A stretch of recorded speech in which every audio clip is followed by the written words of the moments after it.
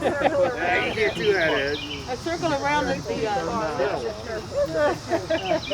Power Rangers. It's been the mantra for 2 years now. John, come on. You need to get over here.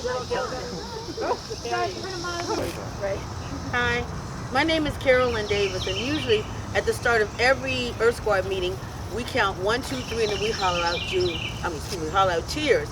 But this time, to bring us all in and connected, that we're going to count 1, 2, 3, and we're going to shout as loud as we can, Juneteenth. Yes. Are you with me? Yeah.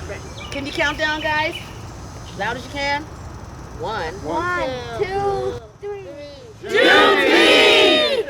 Okay, so we're going to bring up Lois. Good job. Dr. Rosado, please. Dr. Lois. I am Dr. Lois Rosado. I co-chair the Black History and Culture Committee along with Leanne Irwin. And it is because today is Juneteenth and we're all celebrating the 156th anniversary. It's appropriate for us to remember our ancestors. So I'm just going to drop a few drops of water to thank our ancestors for surviving the Black Holocaust so that we can all be here together to celebrate life and to keep moving. So on behalf of our ancestors, I thank you for your sacrifice.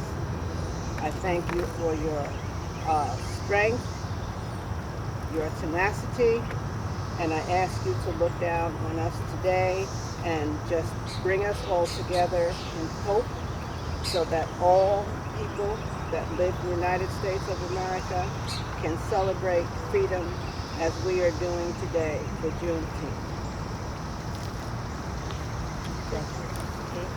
Thank you so much, Dr. Lois.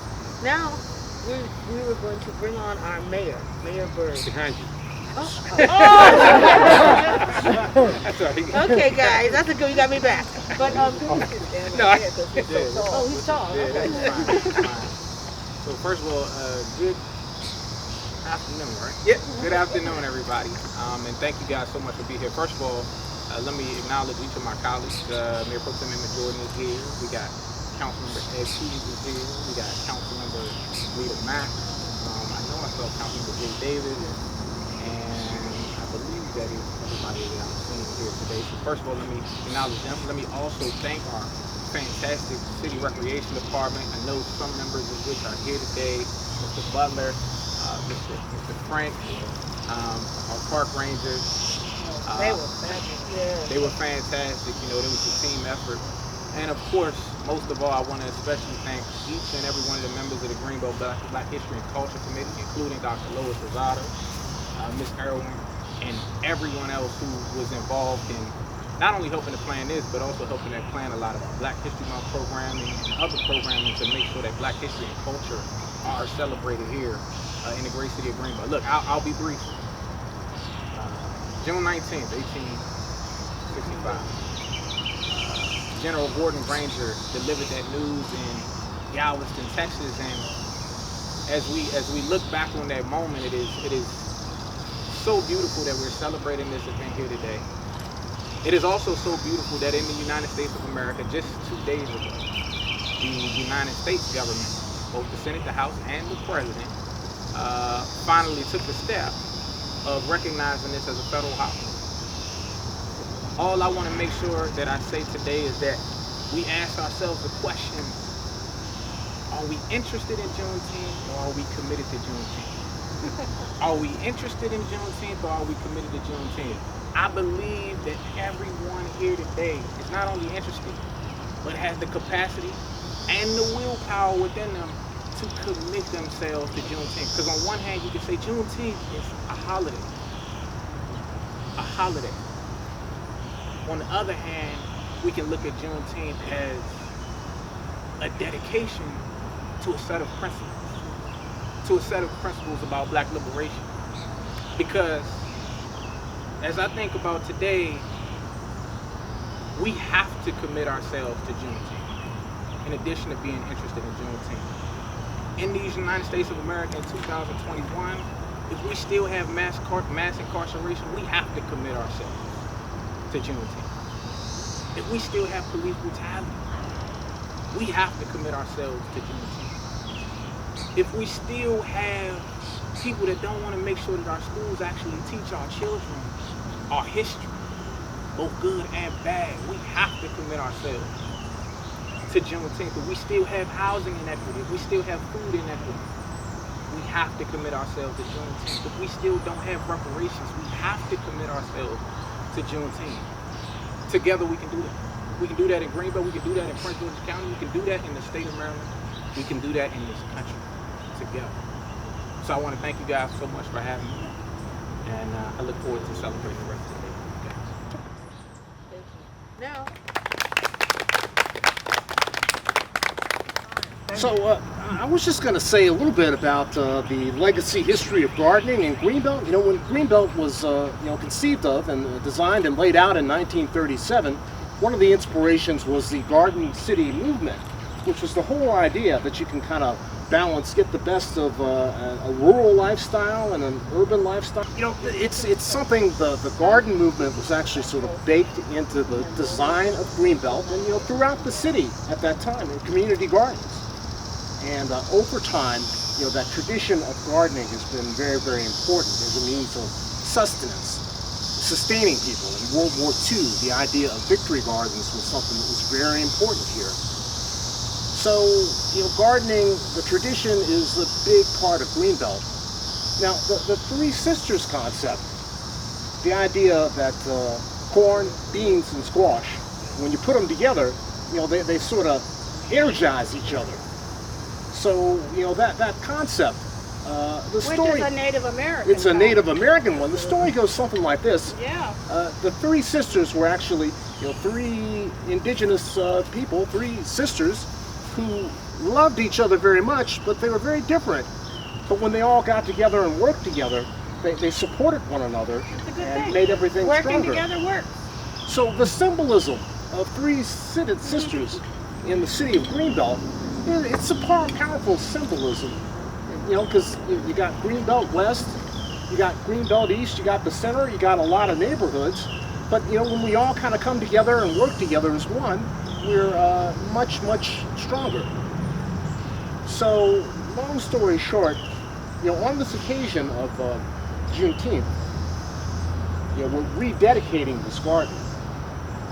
And the idea that 10 years ago to actually come up with gardens in 3 sections of town, over in Strom Hills, at the community center, and here, was something that Cheers actually came up with. They wrote a proposal and they partnered with the Greenbelt Community Foundation and the city of Greenbelt to actually construct these 3 gardens. It's a beautiful thing, and that symbolism is very, very important. So, I mean, here we are 10 years later. Back in 2009, that idea came up, and, you know, the funding, and, you know, time flies. Here, you know, the 3 gardens, each one's different, and, you know, these sculptures here, 2015, Cheers once again came up with the idea of doing public art in the 3 gardens, and this particular sculpture here was being sort of rehabilitated because, you know, being outside in the weather and being wood, and it wasn't holding up so well. So when it came back here, the idea of rededicating the gardens came up, and I'm just really, really excited to see what's happened over the past 10 years, to see what's happening in Greenbelt, and to actually be here today with Carolyn and the Juneteenth folks and Cheers and everybody else. I want to start by just saying how grateful I am to be here today and to see the gardens. We've been working today at Strom Hills also, and also at the center, and all the gardens are looking good, and like Emmett was saying, the corn, beans, and squash are all very different. Each of these gardens looks really different and has evolved differently. And so I'm really, and I wanted to share something about seeds. I just saw this poster that came from Soul Fire Farm, which is a black farm, but it was commemorating the fact that women who were being sent to the slave ship, they braided seeds in their hair to bring. And that's really, I mean, I'm dedicated to seeds and really learning about seeds. This whole thing is a co-learning project. None of us, we're all volunteers. We're not professional gardeners or anything. So I just want to, I'm so grateful to Greenbelt, that the City Council let us do it. I'm not sure they would if we Oh, asked yeah. them today. Oh, yeah. But I'm so glad that they are willing, and so I just want to say thank you. That's mainly what I want to say. And I also want to say that I feel like as a white woman, an old white woman, I feel that we really do need to, sometimes I feel like I don't know, this is going to sound funny, that I feel like that because blacks have had to suffer and become weathered and have stood, just kept standing. I went to a funeral where they sang that song. And I think that's really what we all have to do. We have to keep standing and we're all struggling, and I know I'm struggling with understanding the privilege that I've had just for various reasons, and I just want to hope that I feel like together Greenbelt can kind of overcome its history of really segregation and everything, and so I feel like I have this vision that we're all working together for this, and I hope, and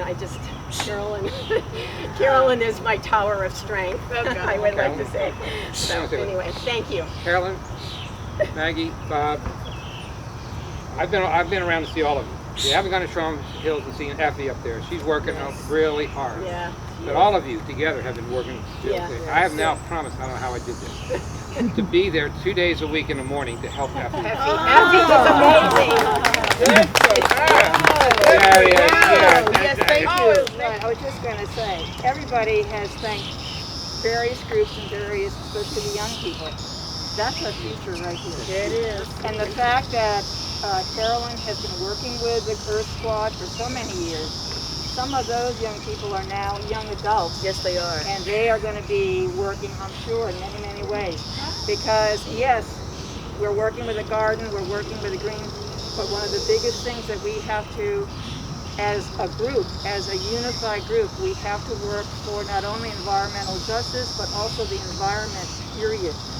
Because if we don't do something, the young people will have a horrible future. And they know it. They've been telling us that. And we as adults have to start getting on the train to do that. So thank you all. Thanks for young people. I know they've got a special garden that they want Let's to hear it show for us. the young people. I want to shout out especially to members of the Greenbelt Black History and Culture Committee. They really worked very, very hard, and that includes Mayor Pro Tem Jordan, who actually was the person that said we've got to rededicate these gardens for this particular day, and I'm really grateful that he did that. And the other thing that I'd like you all to know is that the Greenbelt Black History and Culture Committee is very, very dynamic.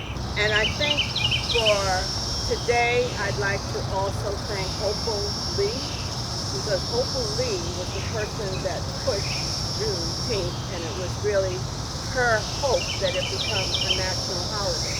And at the same time that I'm celebrating and commemorating the fact that 156 years have gone since freedom was declared for African Americans, we were here for 400 years.